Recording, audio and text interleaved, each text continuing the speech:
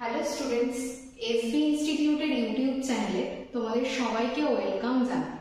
আমি সুদেশনা বিশ্বাস আজকে জিওগ্রাফির আরো একটা গুরুত্বপূর্ণ ক্লাসে চলে এসেছি।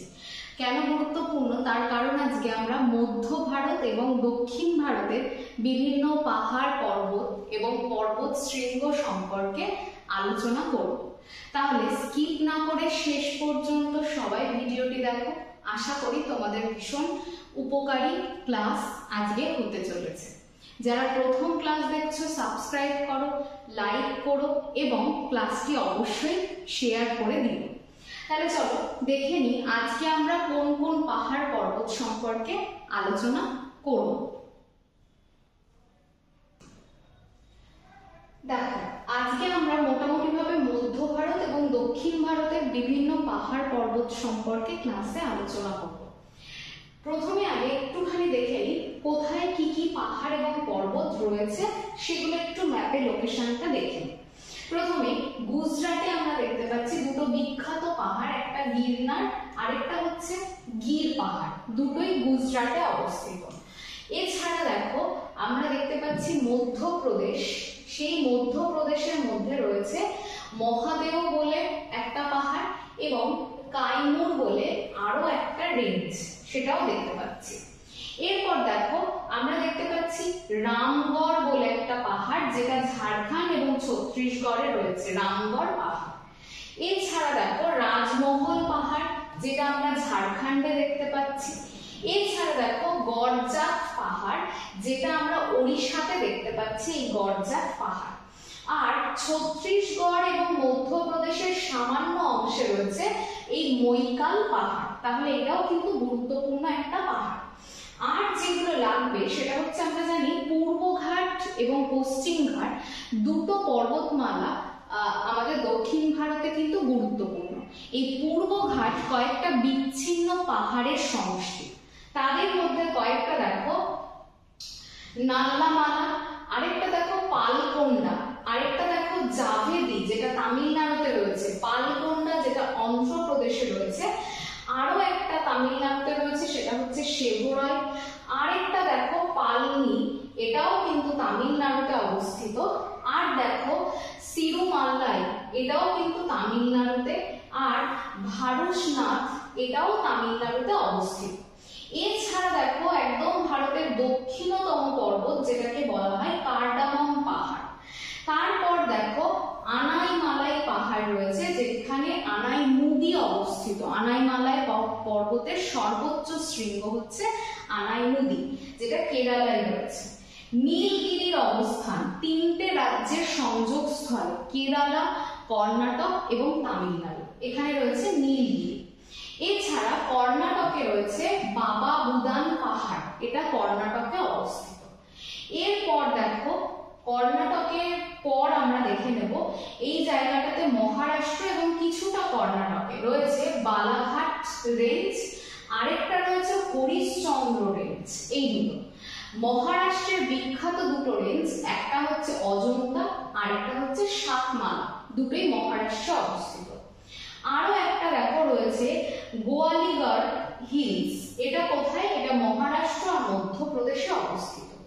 এখানে দেখো গুজরাটে আরো একটা পাহাড়, সেটা হচ্ছে রাজপিপলা পাহাড়।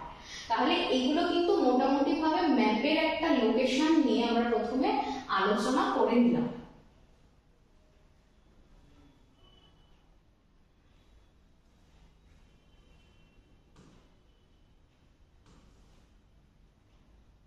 এরপর দেখো এখানে একইভাবে কিছু পাহাড় এবং পর্বত রয়েছে, আমরা সেগুলোতে তো অবশ্যই আসবো। তার আগে আমরা কয়েকটা পাহাড় সম্পর্কে একটুখানি পড়ে নেব। দেখো গিরনার এবং গির পাহাড় দুটোই আমি একটু আগেই আলোচনা করলাম, দুটোই কোথায় আছে? গুজরাটে আছে। তারপর আসবে আমাদের ভারতের সব থেকে প্রাচীনতম পর্বতমালা, ভঙ্গির পর্বতমালা প্রাচীনতম, সেটা হচ্ছে আরাবল্লী পর্বতমালা। তাহলে এটা কিন্তু গুজরাট, রাজস্থান, হরিয়ানা এবং দিল্লি এই কয়েকটা রাজ্যের ওপর বিস্তৃত। আরাবল্লী পর্বতের সর্বোচ্চ শৃঙ্গের নাম হচ্ছে গুরু শিখর। আর আরাবল্লী পুরো ভারত তথা বিশ্বের সবথেকে প্রাচীনতম ভঙ্গিল পর্বত নামে পরিচিত। গুজরাটের আমেদাবাদ থেকে দিল্লি পর্যন্ত এই আরাবল্লী পর্বত শ্রেণী অবস্থান করছে। তারপর রাজপিপলা পাহাড়, এটাও কোথায় অবস্থিত? এটা কিন্তু গুজরাটেই অবস্থিত একটা পাহাড়। তারপর দেখো মৈকাল পাহাড়, এটা ছত্তিশগড় অবস্থিত। এটা সাতপুরা পর্বতের একটা অংশ বিশেষ।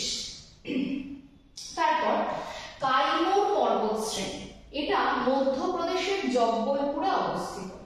এই যে কাইমুর, এটা বিন্ধ্য পর্বতের অংশ বিশেষ। তাহলে মৈকাল পর্বত এটা সাতপুরার অংশ, আর কাইমুর এটা হচ্ছে বিন্ধ্য পর্বতের অংশ বিশেষ। আমরা আগে দেখে নেব একটু আরাবল্লী, বিন্ধ্য আর সাতপুরার অবস্থান। দেখো আরাবল্লী পর্বতের লোকেশন দেখতেই পাচ্ছ যে দিল্লি থেকে পুরো আমেদাবাদ অব্দি বিস্তৃত। ম্যাপে কোথাও কোথাও একটু স্ট্রেট থাকে, একটু খেয়াল করবে, ম্যাপ অনুযায়ী এটা একটু ভ্যারি করে। আর এই আরাবল্লীর সর্বোচ্চ শৃঙ্গ যেটা মাউন্ট আবু, মানে আবু পাহাড়ে অবস্থিত। তাহলে আরাবল্লীর সর্বোচ্চ শৃঙ্গ হচ্ছে আবু পাহাড়ে অবস্থিত। তারপর দেখো এই যে সাতপুরা, এখানে রয়েছে সাতপুরার সর্বোচ্চ শৃঙ্গ যেটা হচ্ছে ধূপগড়। আর এখানে রয়েছে বিন্ধ্য পর্বত, যার সর্বোচ্চ শৃঙ্গের নাম হচ্ছে সাত ভাবনা বা গুড উইল। এটা হচ্ছে বিন্ধ্য পর্বতের সর্বোচ্চ শৃঙ্গ। তাহলে আর এখান থেকে দেখো একটুখানি ছত্তিশগড়ে আমরা দেখতে পাচ্ছি মৈকাল পাহাড়, যেটা সাতপুরার অংশ, আর বিন্ধ্যর অংশ হচ্ছে এই কাইমুর রেঞ্জ, এটা কিন্তু বিন্ধ্য পর্বতের অংশ বিশেষ। তাহলে আরাবল্লীর সর্বোচ্চ শৃঙ্গ যেটা, সেটাও আমরা দেখে নিলাম, গুরু শিখর, আবু পাহাড়ের গুরু শিখর, ওই যে আবু পাহাড়, এবং তার সর্বোচ্চ শৃঙ্গের নাম হচ্ছে গুরু শিখর। আর এখানে বিন্ধ্য এবং সাতপুরার অবস্থান, মৈকাল, কাইমুর, সবকটা পর্বতের অবস্থান আমরা কি করলাম এখান থেকে দেখে নিলাম। আরো বেশ কিছু পর্বত সম্পর্কে একটু পড়ে নেব।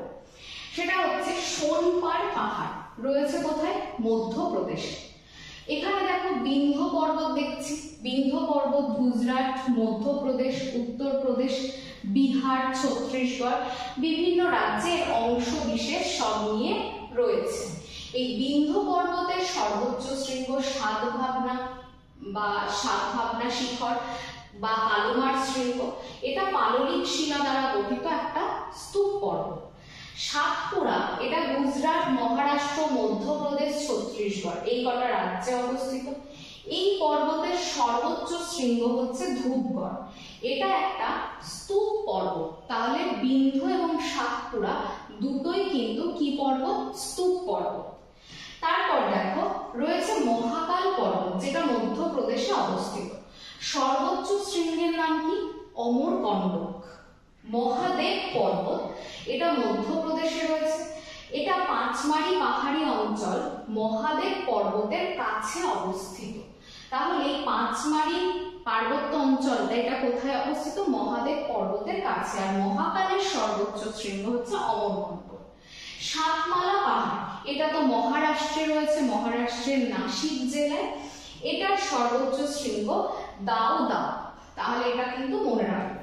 অজন্তা পাহাড়, এটাও কিন্তু মহারাষ্ট্রে অবস্থিত।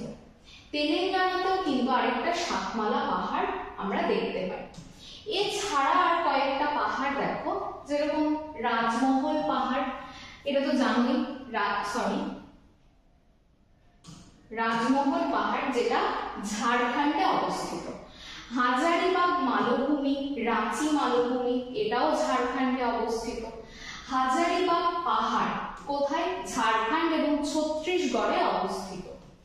এছাড়া দেখো রামগড় পাহাড় রয়েছে ছত্তিশগড়ে।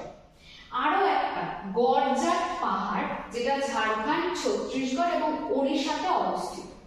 এই গড়জাট পাহাড় ওড়িশা উচ্চভূমি নামেও পরিচিত, কারণ গড়জাট পাহাড়ের অধিকাংশটাই রয়েছে ওড়িশার মধ্যে। এটাকে ওড়িশা উচ্চভূমিও বলা হয়। এর যে সর্বোচ্চ শৃঙ্গ, এটার নাম হচ্ছে মলয়গিরি। তাহলে গড়জাট পাহাড়ের সর্বোচ্চ শৃঙ্গ হচ্ছে মলয়গিরি। এরপর আমাদেরকে দক্ষিণ ভারতের সবথেকে গুরুত্বপূর্ণ পর্বত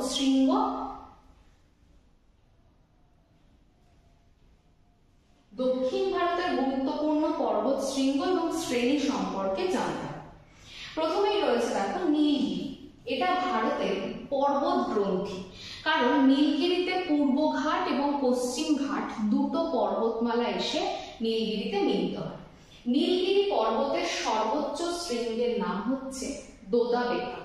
এরপর পশ্চিম ঘাট। এই পশ্চিম ঘাট একটা তির্যকচ্যুত স্তূপ পর্বত, অর্থাৎ তোমরা মনে রাখবে এটা একটা স্তূপ পর্বত। এটা মহারাষ্ট্র, কর্ণাটক, তামিলনাড়ু, কেরালা এই রাজ্যগুলোতে বিস্তৃত। এই পশ্চিম ঘাটের উচ্চতা উত্তর থেকে দক্ষিণে ক্রমশ বৃদ্ধি পেয়েছে। আর পশ্চিম ঘাট পর্বতের পশ্চিম যে ঢালটা সেটা কিন্তু ভীষণ খাড়া, অর্থাৎ ভৃগুর অবস্থান আমরা দেখতে পাই। আনাই নদী হচ্ছে দক্ষিণ ভারতের এভারেস্ট নামে পরিচিত। আর এই আনাই নদী পুরো পশ্চিম ঘাট তথা পুরো দক্ষিণ ভারতের সর্বোচ্চ শৃঙ্গ। আনাই নদী সেটা আনাই মালাই পাহাড়ে অবস্থিত। তাহলে পশ্চিম ঘাট পর্বতের সর্বোচ্চ শৃঙ্গ হচ্ছে আনাই নদী, যেটা আনাই মালাই পর্বতে অবস্থিত। কোন রাজ্যে? কেরালাতে অবস্থিত। এছাড়া দেখো কলসুবাই আছে, মহাবালেশ্বর, অগস্ত্যকুটুম, এগুলো প্রত্যেকটা হচ্ছে পশ্চিম ঘাটের অন্তর্গত শৃঙ্গ। এবার চলে আসবো পূর্বঘাট পর্বতমালা। পূর্বঘাট পর্বতমালা হচ্ছে একটা ক্ষয়জাত পর্বত। এটা ওড়িশা, অন্ধ্রপ্রদেশ এবং তামিলনাড়ু এই সমস্ত রাজ্যে অবস্থিত। এর সর্বোচ্চ যে শৃঙ্গ সেটা অন্ধ্রপ্রদেশে অবস্থিত জিন্দাগাদা। আর অন্যান্য শৃঙ্গ হচ্ছে আরমাকোন্ডা, মহেন্দ্রগিরি, সেবরয়, এগুলো হচ্ছে অন্যান্য গুরুত্বপূর্ণ পূর্বঘাট পর্বতমালার শৃঙ্গ। কার্ডামাম পর্বত, যেটা কেরলে রয়েছে, কার্ডামামকে বলা হয় ভারতের দক্ষিণতম পর্বত বা রেঞ্জ। তাহলে এখান থেকে আমরা গুরুত্বপূর্ণ দক্ষিণ ভারতের কয়েকটা জায়গা আলোচনা করে নেব।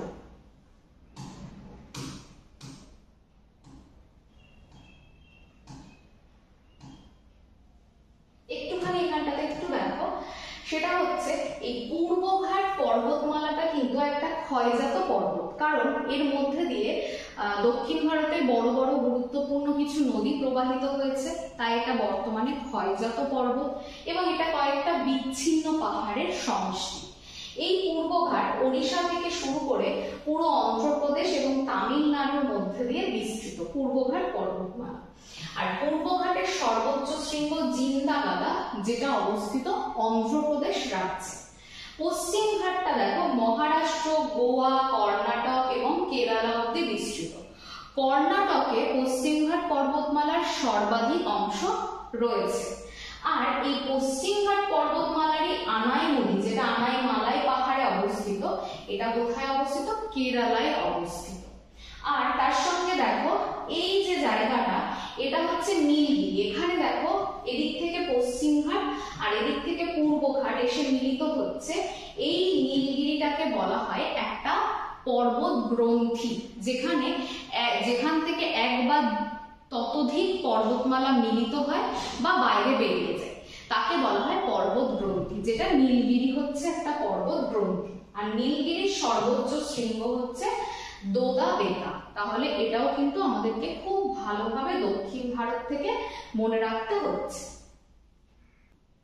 তাহলে দক্ষিণ ভারতের এবং মোটামুটি ভাবে মধ্য ভারতের যে কটা পর্বত শ্রেণী শৃঙ্গ থেকে পরীক্ষাতে প্রশ্ন আসে, আশা করা যায় সেই প্রত্যেকটা লোকেশন এবং তাদের সর্বোচ্চ যে শৃঙ্গ সেগুলো মোটামুটি ভাবে তোমাদের কাছে পরিষ্কার।